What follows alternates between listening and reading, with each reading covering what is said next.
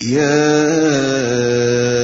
أيها الذين آمنوا لا تقربوا الصلاة وأنتم سكارى حتى تعلموا ما تقولون ولا جنبا إلا عابري سبيل حتى تغتسلوا وإن كنتم مرضى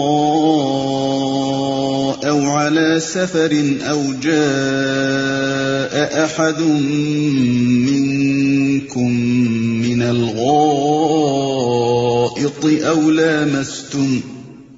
أو لامستم النساء فلم تجدوا ماء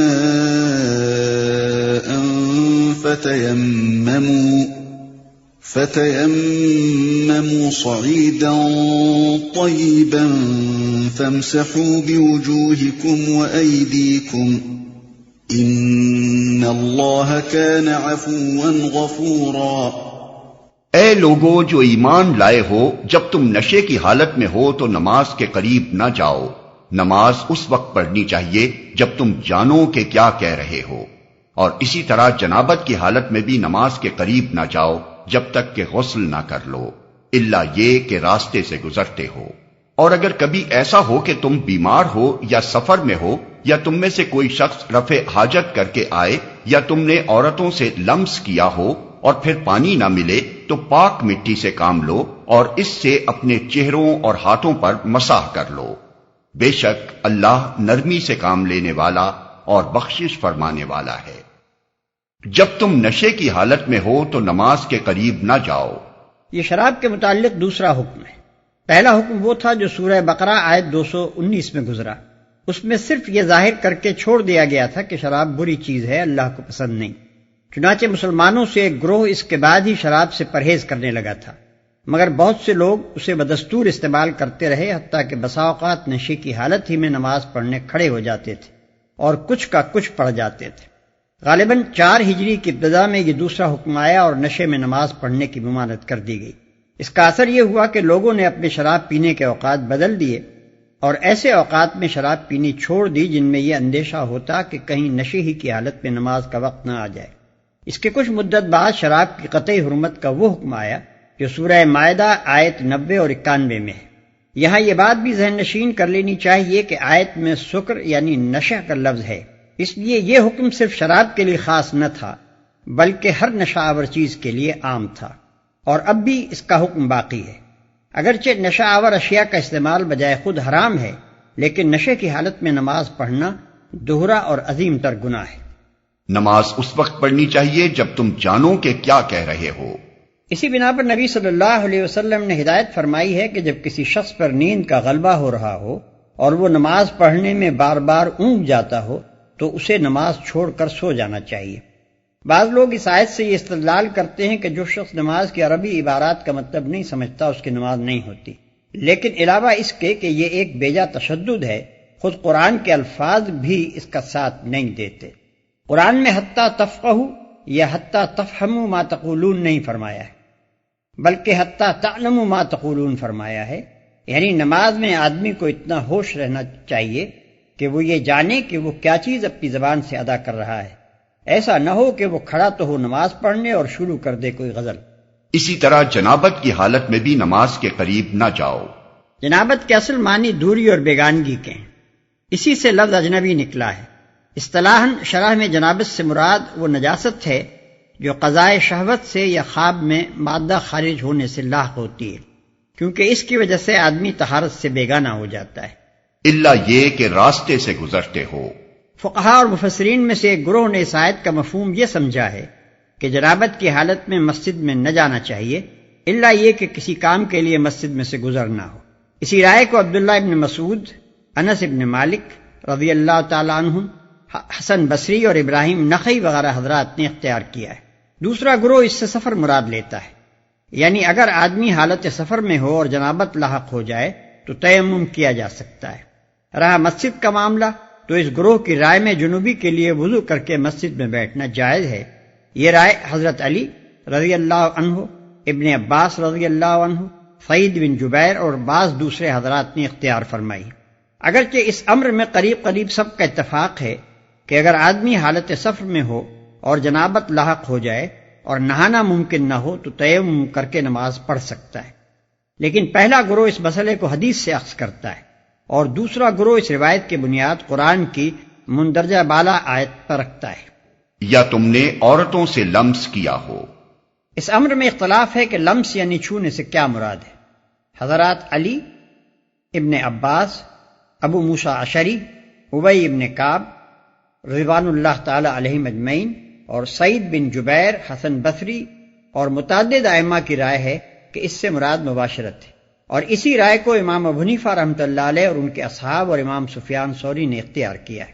بخلاف اس کے حضرت عبداللہ ابن مسعود رضی اللہ عنہ اور عبداللہ ابن عمر رضی اللہ عنہ کی رائے ہے، اور بعضی روایات سے معلوم ہوتا ہے کہ حضرت عمر ابن خطاب رضی اللہ عنہ کی بھی یہی رائے ہے کہ اس سے مراد چھونا یا ہاتھ لگانا ہے، اور اسی رائے کو امام شافعی رحمۃ اللہ علیہ نے اختیار کیا ہے۔ بعض ائمہ نے بیچ کا مسلک بھی اختیار کیا ہے۔ مثلا امام مالک رحمۃ اللہ علیہ کی رائے ہے کہ اگر عورت یا مرد ایک دوسرے کو جذبات شہوانی کے ساتھ ہاتھ لگائیں تو ان کا وضو ساقط ہو جائے گا اور نماز کے لیے انہیں نیا وضو کرنا ہوگا، لیکن اگر جذبات شہوانی کے بغیر ایک کا جسم دوسرے سے مس ہو جائے تو اس میں کوئی مذائقہ نہیں۔ اور اس سے اپنے چہروں اور ہاتھوں پر مسح کر لو۔ حکم کی تفصیلی صورت یہ ہے کہ اگر آدمی بے وضو ہے یا اسے غسل کی حاجت ہے اور پانی نہیں ملتا تو تیمم کر کے نماز پڑھ سکتا ہے۔ اگر مریض ہے اور غسل یا وضو کرنے سے اس کو نقصان کا اندیشہ ہے تو پانی موجود ہونے کے باوجود تیمم کی اجازت سے فائدہ اٹھا سکتا ہے۔ تیمم کے معنی قصد کرنے کے ہیں، مطلب یہ ہے کہ جب پانی نہ ملے یا پانی ہو اور اس کا استعمال ممکن نہ ہو تو پاک مٹی کا قصد کرو۔ تیمم کے طریقے میں فقہا کے درمیان اختلاف ہے۔ ایک گروہ کے نزدیک اس کا طریقہ یہ ہے کہ ایک دفعہ مٹی پر ہاتھ مار کر منہ پر پھیر لیا جائے، پھر دوسری دفعہ ہاتھ مار کر کوہنیوں تک ہاتھوں پر پھیر لیا جائے۔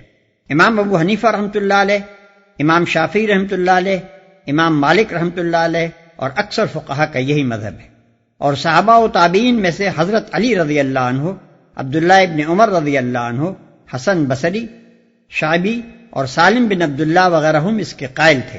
دوسرے گروہ کے نزدیک صرف ایک دفعہ ہی ہاتھ مارنا کافی ہے، وہی ہاتھ منہ پر بھی پھیر لیا جائے اور اسی کو کلائی تک ہاتھوں پر بھی پھیر لیا جائے، کوہنیوں تک مسح کرنے کی ضرورت نہیں۔ یہ عطا اور مکحول اور اوزاعی اور احمد ابن حنبل رحمہ اللہ کا مذہب ہے، اور عموماً حضرات اہل حدیث اسی کے قائل ہیں۔ تیمم کے لیے ضروری نہیں کہ زمین ہی پر ہاتھ مارا جائے، اس غرض کے لیے ہر گرد آلود چیز اور ہر وہ چیز جو خشک اجزاء ارضی پر مشتمل ہو کافی ہے۔ بعض لوگ اعتراض کرتے ہیں کہ اس طرح مٹی پر ہاتھ مار کر منہ اور ہاتھوں پر پھیر لینے سے آخر طہارت کس طرح حاصل ہو سکتی ہے، لیکن در حقیقت یہ آدمی میں طہارت کے حس اور نماز کا احترام قائم رکھنے کے لیے ایک اہم نفسیاتی تدبیر ہے۔ اس سے فائدہ یہ ہے کہ آدمی خواہ کتنی ہی مدت تک پانی استعمال کرنے پر قادر نہ ہو، بہرحال اس کے اندر طہارت کا احساس برقرار رہے گا۔ پاکیزگی کے جو قوانین شریعت میں مقرر کر دیے گئے ہیں ان کی پابندی وہ برابر کرتا رہے گا، اور اس کے ذہن سے قابل نماز ہونے کی حالت اور قابل نماز نہ ہونے کی حالت کا فرق و امتیاز کبھی محو نہ ہو سکے گا۔ أَلَمْ تَرَ إِلَى الَّذِينَ أُوتُوا نَصِيبًا مِنَ الْكِتَابِ يَشْتَرُونَ الضَّلَالَةَ وَيُرِيدُونَ أَن تَضِلُّوا السَّبِيلَ۔ تم نے ان لوگوں کو بھی دیکھا جنہیں کتاب کے علم کا کچھ حصہ دیا گیا ہے، وہ خود ضلالت کے خریدار بنے ہوئے ہیں اور چاہتے ہیں کہ تم بھی راہ گم کر دو۔ جنہیں کتاب کے علم کا کچھ حصہ دیا گیا ہے۔ علماء اہل کتاب کے متعلق قرآن نے اکثر یہ الفاظ استعمال کیے ہیں کہ انہیں کتاب کے علم کا کچھ حصہ دیا گیا ہے۔ اس کی وجہ یہ ہے کہ اول تو انہوں نے کتاب الہی کا ایک حصہ گم کر دیا تھا، پھر جو کچھ کتاب الہی میں سے ان کے پاس موجود تھا اس کی روح اور اس کے مقصد و مدعا سے بھی وہ بیگانہ ہو چکے تھے۔ ان کی تمام دلچسپیاں لفظی بحثوں اور احکام کے جزیات اور عقائد کی فلسفیانہ پیچیدگیوں تک محدود تھیں۔ یہی وجہ تھی کہ وہ دین کی حقیقت سے ناشنا اور دینداری کے جوہر سے خالی تھے، اگرچہ علماء دین اور پیشوایان ملت کہے جاتے تھے۔ واللہ اعلم باعدائکم وکفى باللہ ولیا وکفى باللہ نصیرا۔ اللہ تمہارے دشمنوں کو خوب جانتا ہے اور تمہاری حمایت و مددگاری کے لیے اللہ ہی کافی ہے۔ من الذين هادوا يحرفون الكلم عن مواضعه ويقولون سمعنا وعصينا واسمع غير مسمع وراعنا ليا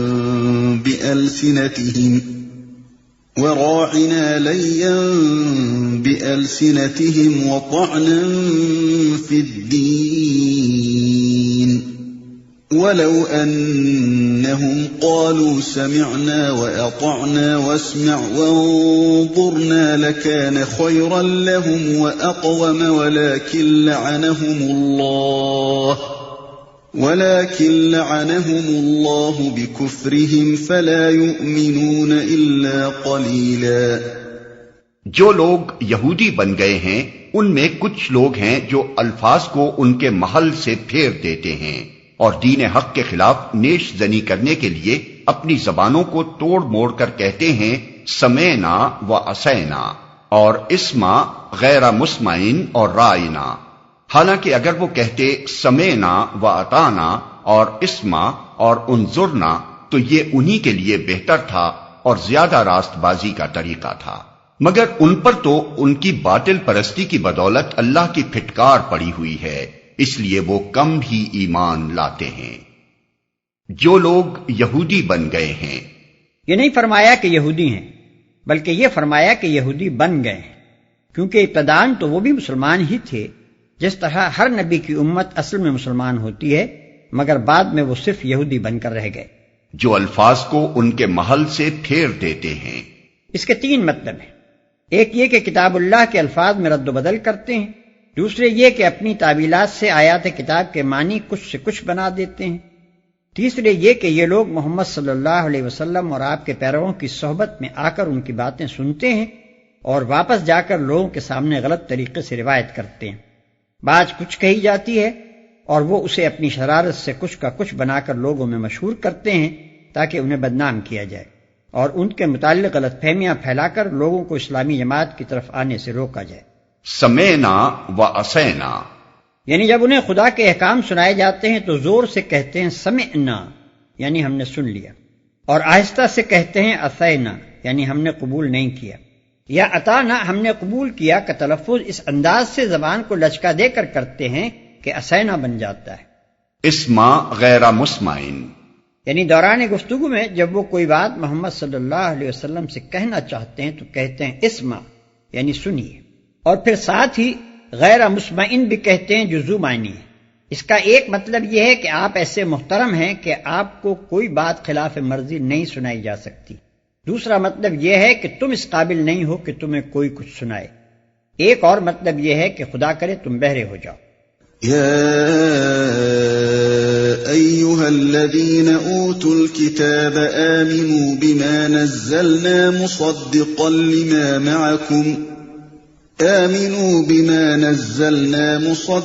لما معكم من قبل أن نطمس وجوها فنردها على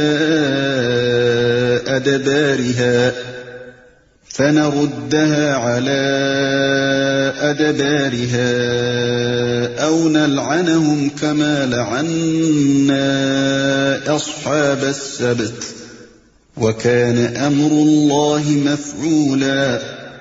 اے وہ لوگو جنہیں کتاب دی گئی تھی، مان لو اس کتاب کو جو ہم نے اب نازل کی ہے اور جو اس کتاب کی تصدیق و تائید کرتی ہے جو تمہارے پاس پہلے سے موجود تھی.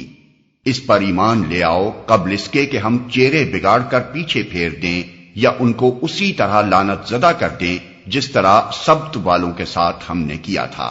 اور یاد رکھو کہ اللہ کا حکم نافذ ہو کر رہتا ہے. ان اللہ لا يغفر ان يشرك به ويغفر ما دون ذلك لمن يشاء ومن يشرك بالله فقد افترى اثما عظيما. اللہ بس شرک ہی کو معاف نہیں کرتا، اس کے ماں سوا دوسرے جس قدر گناہ ہیں وہ جس کے لیے چاہتا ہے معاف کر دیتا ہے. اللہ کے ساتھ جس نے کسی اور کو شریک ٹھہرایا اس نے تو بہت ہی بڑا جھوٹ تصنیف کیا اور بڑے سخت گناہ کی بات کی. اللہ بس شرک ہی کو معاف نہیں کرتا۔ یہ اس لیے فرمایا کہ اہل کتاب اگرچہ انبیاء اور کتب آسمانی کی پیروی کے مدعی تھے مگر شرک میں مبتلا ہو گئے تھے۔ وہ جس کے لیے چاہتا ہے معاف کر دیتا ہے۔ اس کا مطلب یہ نہیں ہے کہ آدمی بس شرک نہ کرے باقی دوسرے گناہ دل کھول کر کرتا رہے، بلکہ دراصل اس سے یہ بات ذہن نشین کرانی مقصود ہے کہ شرک جس کو ان لوگوں نے بہت معمولی چیز سمجھ رکھا تھا تمام گناہوں سے بڑا گناہ ہے، حتیٰ کہ اور گناہوں کی معافی تو ممکن ہے مگر یہ ایسا گناہ ہے کہ معاف نہیں کیا جا سکتا۔ علماء یہود شریعت کے چھوٹے چھوٹے احکام کا تو بڑا اہتمام کرتے تھے بلکہ ان کا سارا وقت ان جزیات کی ناپ تول ہی میں گزرتا تھا جو ان کے فقیہوں نے استنباط کر کے نکالے تھے، مگر شرک ان کی نگاہ میں ایسا ہلکا فعل تھا کہ نہ خود اس سے بچنے کی فکر کرتے تھے نہ اپنی قوم کو مشرکانہ خیالات اور اعمال سے بچانے کی کوشش کرتے تھے، اور نہ مشرکین کی دوستی اور حمایت ہی میں انہیں کوئی مذائقہ نظر آتا تھا۔ أَلَمْ تَرَ إِلَى الَّذِينَ يُزَكُّونَ أَنفُسَهُم بَلِ اللَّهُ يُزَكِّي مَن يَشَاءُ وَلَا يُظْلَمُونَ فَتِيلًا۔ تم نے ان لوگوں کو بھی دیکھا جو بہت اپنی پاکیزگی نفس کا دم بھرتے ہیں، حالانکہ پاکیزگی تو اللہ ہی جسے چاہتا ہے عطا کرتا ہے، اور انہیں جو پاکیزگی نہیں ملتی تو در حقیقت ان پر ذرہ برابر بھی ظلم نہیں کیا جاتا۔ انظر كيف يفترون على الله الكذب وكفى به إثما مبينا۔